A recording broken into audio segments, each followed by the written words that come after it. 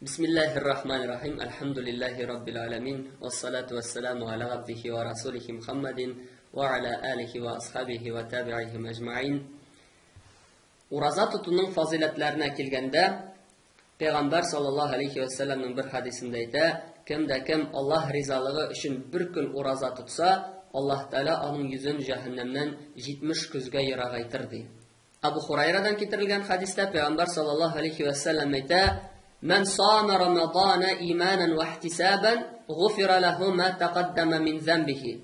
Kim Ramazan ayında iman bilen Allah Teala'ga ışangan halde hem Allah Teala'nın ecrine ümitlengen halde uraza tutsa, onun ilikten kılgan günahları gafu itilir.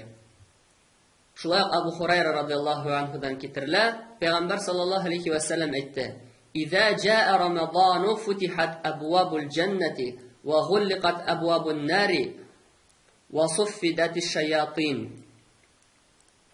Eğer de Ramazan ayı kilse diye Peygamberimiz sallallahu aleyhi ve sellem cennetin ışıkları açılır, cehennemdeki yapılır, hem şeytanlar boğavlanıp taşlanırlar diye.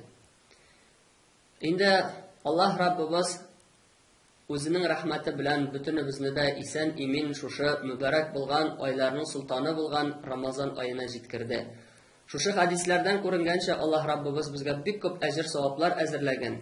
Şuşular arasından bu hadiste kilgençe cennet ışıkları açılır, cehennemdeki yapılır, hem şeytanlar boğavlanıp taşlanır diye.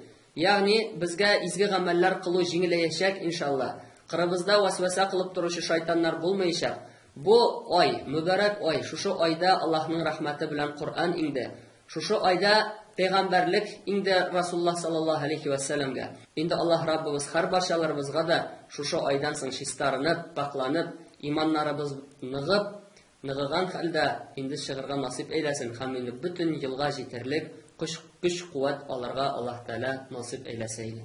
Elhamdülillahi Rabbil alemin. Vessalatu vesselamu ala abdihi ve rasulihi Muhammedin ve ala alihi ve sahbihi ve tabi'ihi ecmain.